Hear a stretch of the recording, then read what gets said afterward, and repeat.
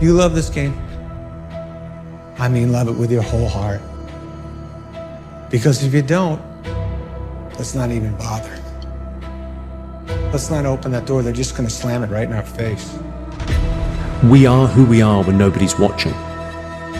If you want to know who you really are, be on your own. Go somewhere on your own, on holiday or whatever, and that's who you are.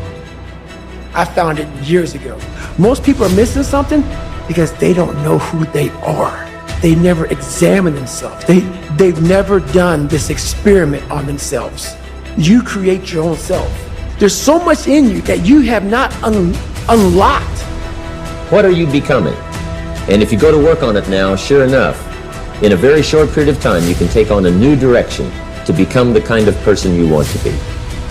There's a very important question to ask, and the question is, 10 years from now, you will surely arrive. And the question is, where?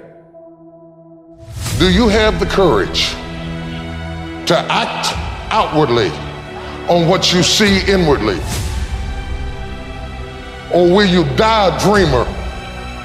Will you die on the verge and on the edge and in the land of coulda, woulda, and shoulda?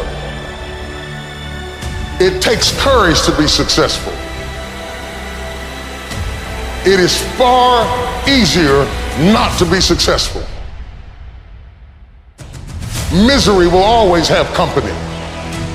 Success breeds contempt. If you don't want to make waves, be mediocre. Be normal and fit in. And if you're more concerned about people than you are God, then neutralize everything He put in you. Just fit in with everybody else. Dress like them, walk like them, act like them, eat like them, go where they go, think like they think, do what they do. And once you've neutralized your uniqueness, you don't need courage. It takes courage to be different. It takes courage to go where you've never gone before. For some of you, it took courage to come to this conference. It takes courage to get you outside of the box. It takes courage to be successful. It takes courage to win. People don't talk about people that don't win. If you win, they're going to talk about you. Do you have the courage to stand there though the storms keep raging and the people get to talking and you stand there and say, I've come too far to turn around? That's your girlfriend and say, do you have the courage?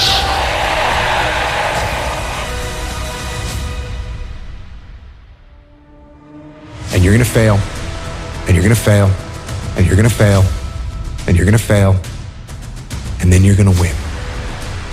And that's life. Life without those challenges, it's just existence. Don't just exist, go live.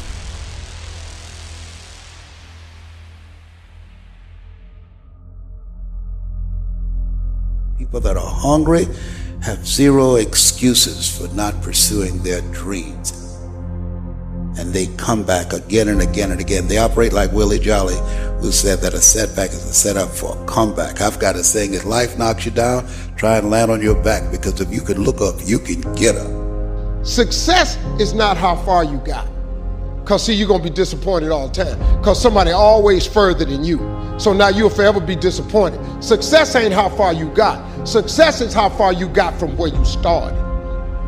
You got to chase that dream before you die, man. You should go and live your dream. Just go see. God puts your real life in your imagination. That's where your real life ain't in your present circumstance. Your real life is not in your current situation. Your real life is not in your paycheck. Your real life, He tucks it away in your imagination. Not every single day is going to be this killer day. Sometimes I wake up and I feel great. Sometimes I wake up and I'm like, everybody, I want to burn this motherfucker to the ground. But here's the difference. When I feel like that on the second day, I wake up and you know what I do? The same shit I would do on the days that I feel fucking great. In life, people don't burn out because of what they do. People burn out because life makes them forget why they do. But when the purpose is intact, when the mission is intact, when it's about something greater than themselves, the opposition, the adversity, and the challenges are part of the journey. That's what life should be, is a mission. That's what gives your life purpose and focus and drive and ultimately satisfaction. This is how you know you're not living in your gift. If when the alarm clock goes off in the morning and you ain't happy about it, you ain't doing what you want to do. See, you fighting upstream. You're going against what God created you for. If your job makes you sick to go to, if you're unhappy with waking up to go to where you got to go, it's because you ain't living in your gift. Eventually, inaction will cost you. But your default setting should be, I'm going to do something. Just get up, move towards that challenge, and go attack it. Go do something that's hard. If you want freedom in your life, you have to have discipline. Move towards that challenge, whatever that challenge is. And you may be successful, and you may not be successful, but you will be better. And the next challenge, you can be more prepared for.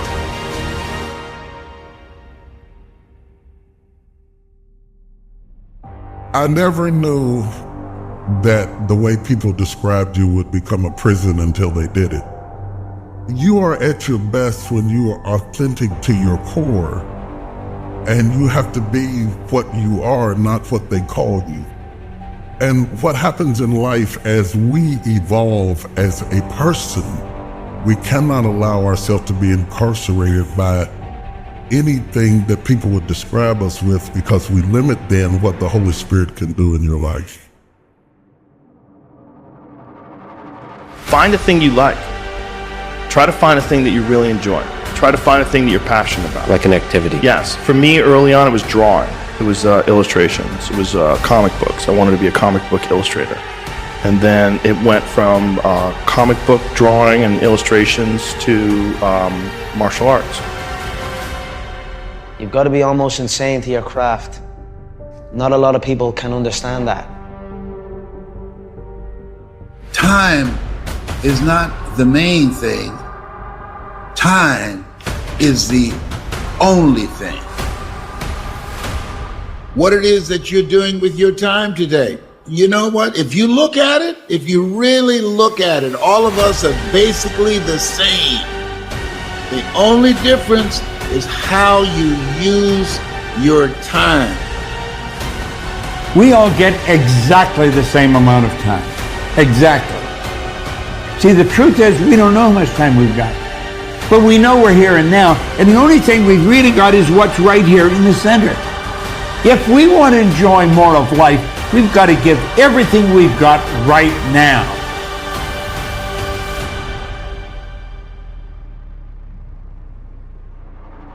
Your life seems like it's gonna last forever, and I will tell you right now, it's not gonna last forever. And those years go by like a summer's day. And the next thing you know, you look up and you're 36 years old, or you're 44 years old, and that time's gone. You cannot get it back. You cannot get time back. So those dreams that you have, those goals that you have, don't put them off another second. Not 1 second. Get on them and go out and make them happen starting right now. When we go through a time of chaos, when we go through a time of rejection, when we go through a time of feeling like nobody cares about us, like everybody hates us, the world is against us, you have to remind yourself that this is just you telling yourself things that are absolutely untrue. The world doesn't hate you. It's not the world. It's one situation that you are making into the world. The reality of a situation oftentimes is very hard, but oftentimes the reality of a situation is not as bad as it seems. Work on your list of whys. One of the big thrusts for success is to come up with a strong enough why. And if the why is powerful, the how is easy.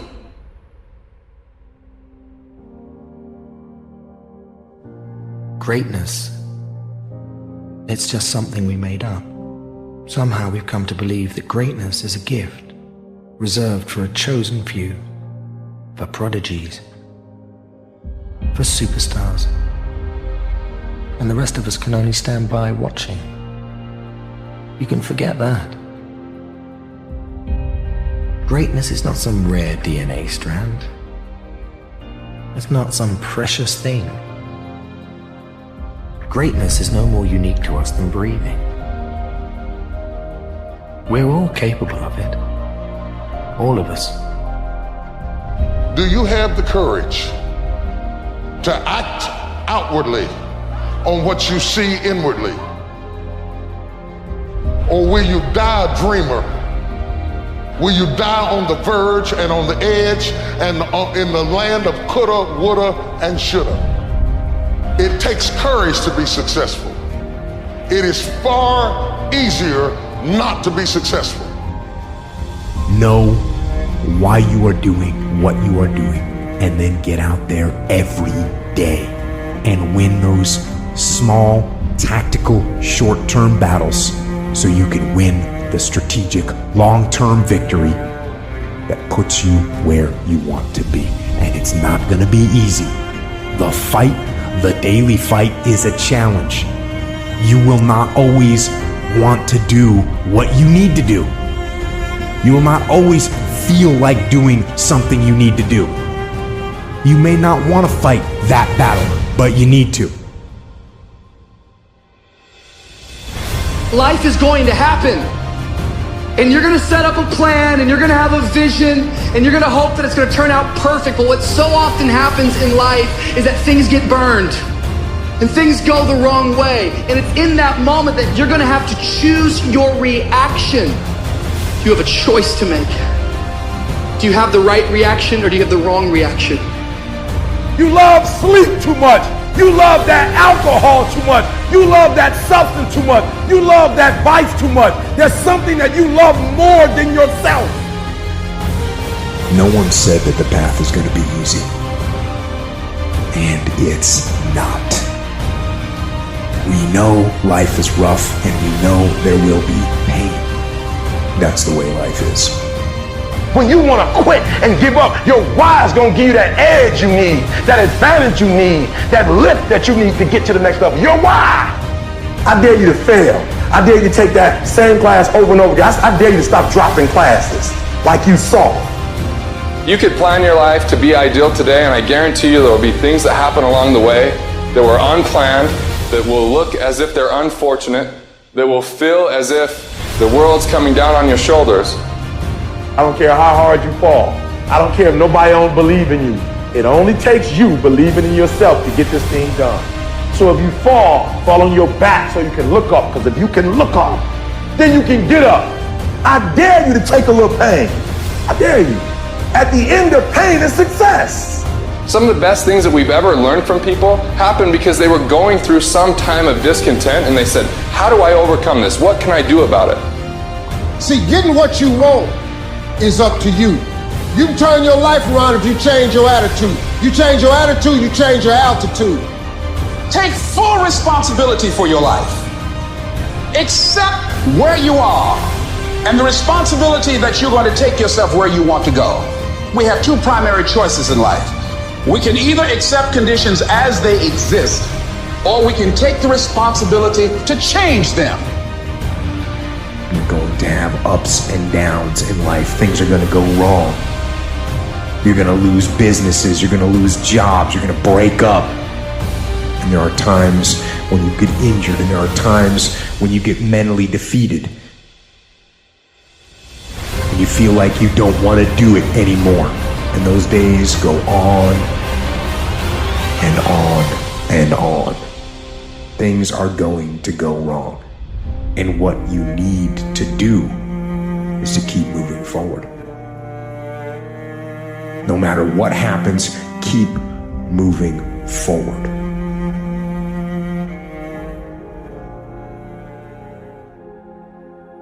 If you're going to be great at something, you've got to make the effort to be great at something.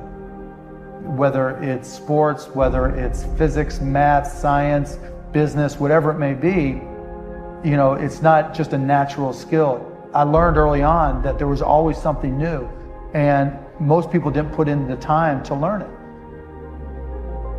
I think success, first of all, is knowing my purpose in life. As I have watched and observed successful people, what I have discovered about them is they really have figured out why they're here.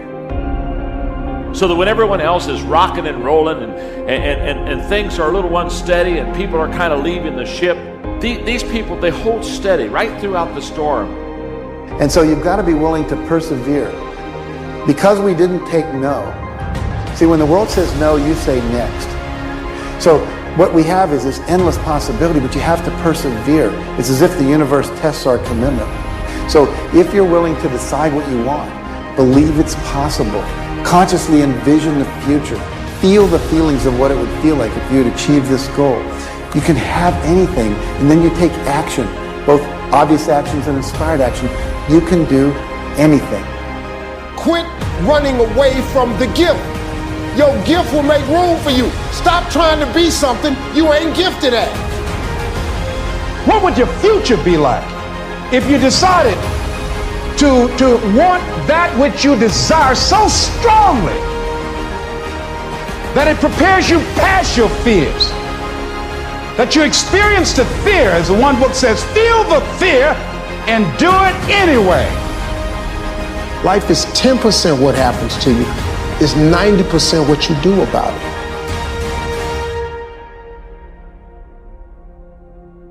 You got to bet on you.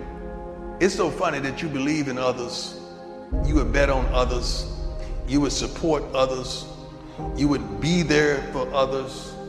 You would even lie at times for others. But when it comes to you, you take a darn back seat. I don't understand it. I'm going to bet on me. I'm going to believe in me because I know what I got inside me. I'm going to bet on me regardless of what you think. I'm going to be there for me regardless if you there or not. I see me. I know what I'm capable of. I know my shortcomings. I know what I would do under pressure. I know what I won't do under pressure. I've introduced myself to me probably over 2 decades ago, and I know me.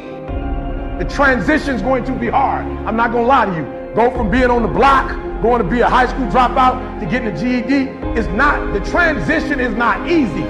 So what happens? In order for you to go from one level to the next level, in order for any woman to transition, for any man to transition, the thing that they want must be greater than the thing they currently have. You gotta be willing to work off for 3 hours and sleep 2 hours. If you really want to be successful, some days you're gonna have to stay up 3 days in a row.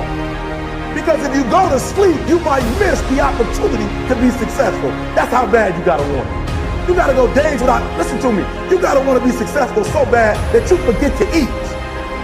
What are the 5 reasons that you won't give up when life catches you on the blind side? When the messenger of misery visits you, what are you going to do? What will keep you in the game? When you understand what you're after, when you know what your outcomes are, when you know what you desire, you wake up every single morning and you go after it. People look at those of us who are successful like we're superhuman. We're not. We're normal people like you with problems just like you. The only difference is we wake up with clarity. We wake up knowing exactly what we want. We wake up knowing exactly what our purpose is.